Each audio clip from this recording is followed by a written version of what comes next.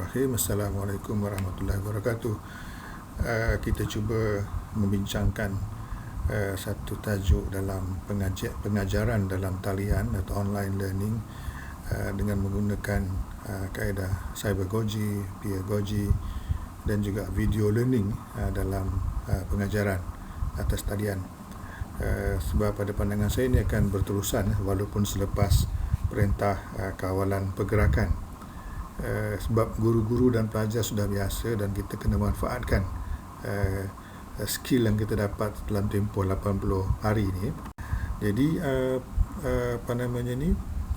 PKP ni perintah kawalan pergerakan ni telah merubah cara kita berfikir dan juga kemahiran kita.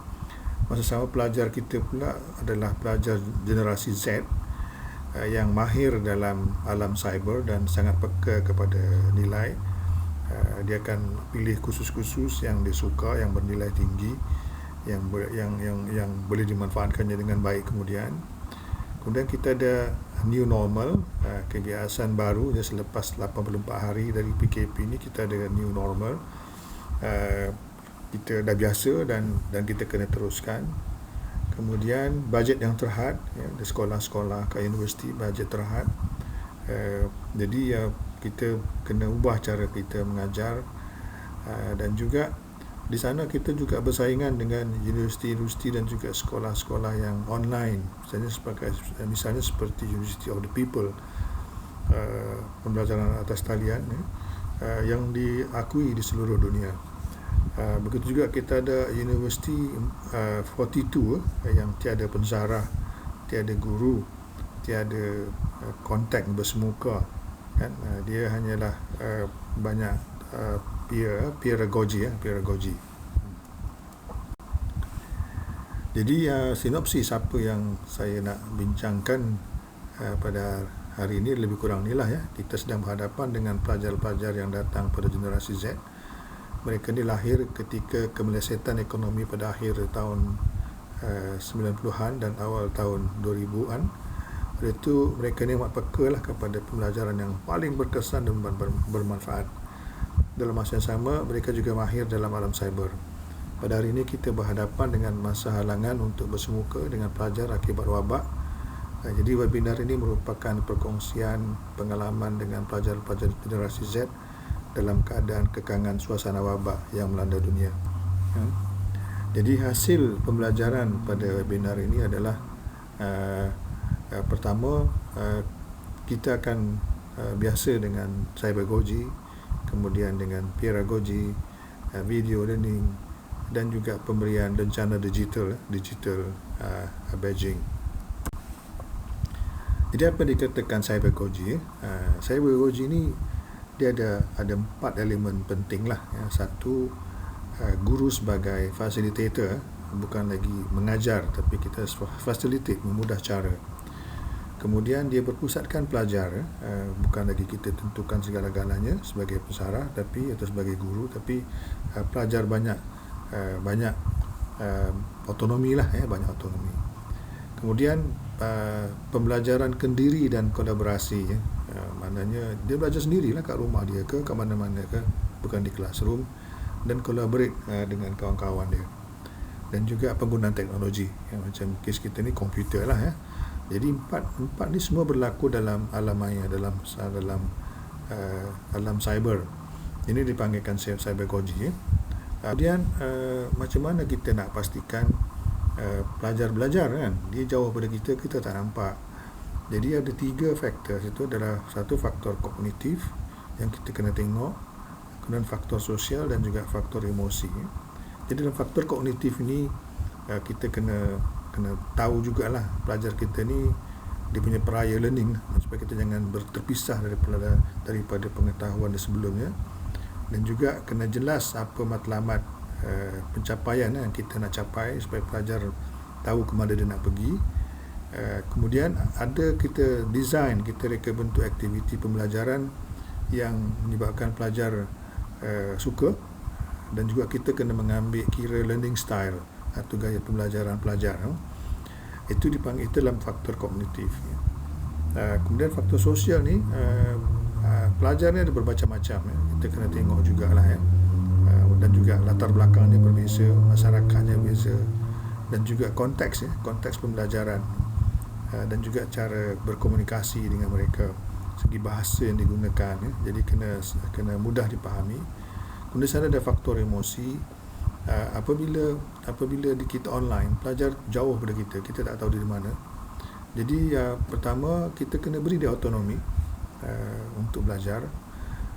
Masa yang sama mereka rasa ada kawan-kawan mereka ada community, berasa dalam sebuah dewan atau sebuah classroom, walaupun jauh ada kawan-kawan mereka belajar. Kemudian mereka rasa alam belajar, walaupun mereka dalam bilik tidur, mereka berada dalam alam belajar. Kemudian mereka ada rasa proses pembelajaran berlaku. Jadi tiga-tiga perkara ni, tiga-tiga faktor ni kalau kita boleh buat, insya-Allah pelajar kita akan belajar dengan baik Jadi cybergogy ni itulah dianya Kemudian semua ni beratut dalam talian, semua dalam talian bukan dalam classroom tapi dalam talian. Kemudian kita ada peeragogy. Peeragogy ni peer, kawan-kawan kita maksudnya pelajar belajar dengan kawan-kawan dia. Jadi pertama kita kena memperkasakan pelajar, empower pelajar untuk belajar. Kemudian kolaborasi belajar, pelajar sama pelajar belajar, dan juga berkongsi tanggungjawab belajar. Misalnya pelajar ada 3-4 orang, mereka bergabung, mereka berkongsi. Of course kita pun juga sebahagian daripada pemegang tanggungjawab untuk pelajar kita belajar. Kemudian ada kongsi kefahaman sebab bila ni konsep baru diajar ataupun skill kemahiran baru diajar tu kadang-kadang fahamnya lain Jadi kena ada perkongsian kefahaman dan juga meaning kepada kepada apa yang dipelajari. Kemudian kongsi pengetahuan. Jadi kalau pelajar-pelajar kita tu ramai, hendaklah mereka share, kongsi apa juga yang mereka tahu, supaya semua kawan-kawan mendapat manfaatnya. Jadi inilah dia pembelajaran sesama pelajar dengan seliaan guru. Kita penyelia sajalah, kita penyelia, kita facilitate, kita bukan mengajar. Inilah dikatakan peeragogy ataupun paragogy. Jadi tadi kita sebut pasal cybergogy, sekarang ni peeragogy. Jadi kita kena manfaatkanlah dalam hal ini supaya pelajar-pelajar kita belajar, kawan-kawan dengan kawan-kawan dia, dan kita hanya menyelia saja, kita hanya memantau saja atau kita membagikan pengarahan supaya mereka tidak berterabur tak tentu hara. Kemudian video learning ni penting video learning sebabnya kita tak ada masa untuk bersemuka Saya perhatikan ada juga guru-guru yang menggunakan Zoom ataupun menggunakan Google Meet Google Meet atau Google Duo. Okey, bagus juga, tapi ada masalah jugalah di situ sebab dia kena synchronize semua pelajar kena berada dalam satu masa mendengarkan kita punya sarahan, kita punya kuliah. Dan pelajar-pelajar kita ni di rumah ada masalah lah. Di rumah ada 3-4 orang, komputer ada 1 atau 2, mak dia pun atau bapa dia pun nak kena guna komputer juga untuk bekerja Jadi kita kena ambil kira semua ni Jadi video learning ni maknanya kita tak perlu synchronize lagi lah. Kita buat video pendek atau kita ambil video-video yang mana yang dah ada, yang bagus-bagus, guru-guru lain buat ataupun company lain buat, kita manfaatkan. Jadi dalam video learning ni pelajar akan menonton video sama ada kita buat tadi ataupun orang lain punya, dan juga mereka membuat video mereka sendirilah kan. Jadi kedua-dua ni adalah akan menjadikan proses pembelajaran itu berlaku dengan baik Jadi dalam pelajar kita ni ada 4 katanya, ada orang kata 3, ada 4, ada 7, ada 8, tapi saya kata 4 sajalah gaya pembelajaran Ada pelajar yang lebih suka kepada penglihatan,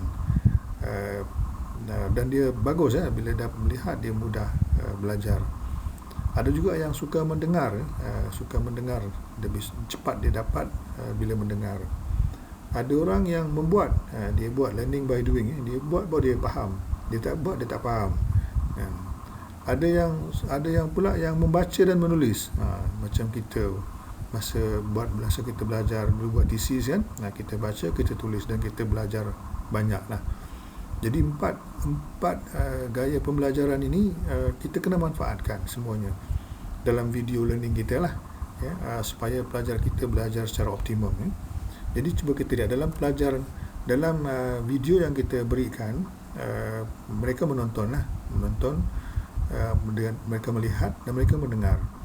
Jadi dah 2 channel dah digunakan, dimanfaatkan dengan sebaik-baiknya. Tapi video jangan panjang lah.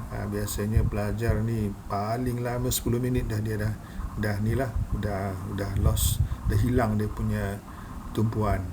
Biasanya 6 minit sajalah, yang paling bagus 6 minit sahaja. Jadi video pendek kita buat atau kita ambil mana-mana video yang dah ada, kan? Dalam YouTube ada banyak, kan? Kemudian kita minta juga pelajar kita membuat video,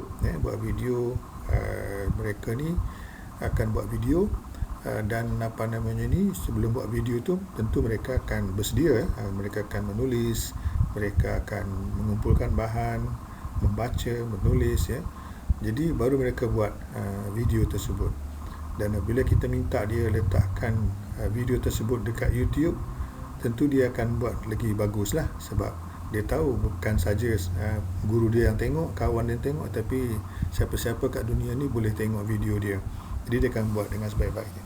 Jadi bila kita minta pelajar kita menonton video dan juga buat video, keempat channel gaya pembelajaran ini dimanfaatkan dan pelajar kita akan belajar dengan optimum. Jadi tadi kita dah manfaatkan tadi Cybergoji, Pedagogy dan juga video learning. Kemudian kita berikan pula lencana, digital badging. Asalnya lencana ni diberikan kepada orang yang mempunyai kemahiran profesional, lencana fizikal lencana fizikal. Sekarang ni lencana digital banyak digunakan dalam pendidikan. Pertama, untuk mengiktiraf pencapaian mereka. Yang kedua, nak motivasi pelajar kita ni. Dan ketiganya, penanda matlamat pembelajaran. Dan yang keempatnya, salah satu cara penilaian lah, ya. Jadi kita kena manfaatkan ini lah, ya, supaya pelajar kita lebih termotivasi untuk belajar dan mereka senang untuk belajar. Bahkan saya bila buka kursus saya, walaupun pada pelajar, saya buka juga kepada pensara. Ada pensara yang nak tahu apa dia sebenarnya sains data, kan? Dia pun masuk, walaupun dia Profesor Madya, dia ikut kursus tu, dan bila saya bagi dia badge, dia punya seronok, kan? Dia suka, walaupun dia ni dah pensara Profesor Madya, dia masih lagi rasa seronok bila dapat digital badge. Okey, mari kita tengok iFolio, UKM Folio, ya. UKM Folio yang baru ni, yang baru dilancarkan itu. Saya telah menggunakannya. Mari kita lihat, ya, macam mana aplikasi ke semua saya. Okey, saya ada 5 kursus sekarang di dalam UKM Folio. Ni adalah kursus-kursusnya, kan. Kursus semuanya citra lah. Citra ni pasal tahun 1, kan. Di Fakulti Kejuruteraan tu ada juga online, tapi yang saya dah buat semua, tapi orang lain yang mengajar, mari kita lihat. Jadi dalam ini salah satu kursusnya adalah pembangunan mapan dalam Islam. Ini dalam bahagian pertama, ya. Biasanya dalam mana-mana bahagian-bahagian kursus ini saya akan ada video pendek, sama ada saya buat ataupun orang lain buatlah, yang dah ada dalam YouTube, yang pendek-pendek lah, lebih kurang 10 minit, kalau boleh 6 minit sajalah. Dan di sana ada perbincangan. Perbincangan ni kira macam sharing knowledge lah, kongsi pengetahuan, kongsi kepahaman, kan. Dan juga kadang-kadang saya minta juga supaya mereka mencari bahan, ya, untuk perkongsian mereka. Kemudian di sana ada kuis lah, ada kuis. Kuis ni sebenarnya bukan sangatlah untuk penilaian, sebab saya benarkan mereka cuba beberapa kali sampai mereka dapat markah penuh lah, kan. Okey. Kemudian tengok ya, di sini juga ada tugasan ya, tugasan yang bawah sekali tu kan ada kalau tengok siapa yang biasa dengan UKM Folio tu, logo yang atas tu kesejahteraan sosial dalam Islam. Itu biasanya video lah, bentuk tu video ya. Kemudian logo yang kedua tu adalah perbincangan di kalangan pelajar. Pelajar mesti bincang, kalau tak bincang dia tak boleh proceed ya. Tu dalam kita punya setting dalam setting UKM Folio kita boleh adjust, kita boleh pilih. Dalam ni saya pilih dia pelajar kena bukakan pendapat mereka. Kalau tak boleh proceed. Ya. Kemudian bawah tu sekali ada tugasan. Tugasan amalan terbaik ya. Jadi saya minta mereka ni dalam tugasan ni membuat slide yang disertakan gambar-gambar, ilustrasi macam-macam lah. Dan saya minta mereka letakkan dekat slideshare.net ya. Maknanya semua orang boleh tengok kat dunia ni, siapa-siapa pun boleh tengok. Jadi mereka boleh kongsi kawan-kawan mereka dan orang lain boleh tengok ya. Jadi mereka kena buat dengan sebaik-baiknya lah ya. Dengan sebaik-baiknya, pasal semua orang boleh tengok. Dan juga akhirnya pada akhirnya ada projek mereka kena siapkan slide 20 slide lebih kurang, dan mereka kena letakkan dekat slide share juga, kongsi semua kawan-kawan mereka dan juga orang mana-mana kat dunia ni lah boleh komen. Dan saya minta mereka buat video pembentangan, dan ini pun juga video ni kena letak dekat YouTube lah kan. Jadi mereka tadi dengar video, buat video. Jadi keempat-empat channel gaya pembelajaran tadi sudah saya gunakan lah ya. Saya gunakan dan juga mereka juga telah, pasal ada perkongsian dalam slide share dengan YouTube semua, mereka telah ada macam community pembelajaran ya. Okay. Kemudian Beijing rencana digital kan. Jadi saya telah peruntukkan macam dalam kursus ada 11 rencana, 11 batch ya, 11 batch. Dan ada syarat-syaratnya lah. Kalau dia nak dapat batch tu, dia kena ada semua-semua tu kan, ada syarat-syarat untuk dapat. Jadi mereka tahu dah kalau dia buat ni dia akan dapat batch, dapat rencana ni. Jadi mereka akan berusaha sedaya-upayanya untuk mendapatkan batch ya, Beijing ini kan. Dia motivasi dan juga motivasi dan juga macam recognition lah. Macam saya telah mengakui ya, mereka telah berjaya untuk menyiapkan perkara-perkara ni ya. Ini dia lah contohnya Beijing ya. Pelajar ni telah dapat ya. Pelajar ni telah dapat rencana ni, projek akhir dan juga persembahan projek akhir. Jadi bila mereka dapat batch ni, mereka biasanya gembira lah kan. Boleh juga kita bagi sijil, sijil pun boleh bagi juga. Dan dalam platform yang lain dengan Open Learning saya bagi sijil sebab itu melibatkan ramai orang luar yang bukan pelajar UKM. Dia terbuka, itu kan open ya, open. Tapi bagi UKM, pelajar UKM dia tak perlu sangat sijil lah. Jadi saya bagi batch saja, rencana. Jadi itu je yang saya nak share kepada kawan-kawan sekalian. Sekian, Assalamualaikum warahmatullahi wabarakatuh.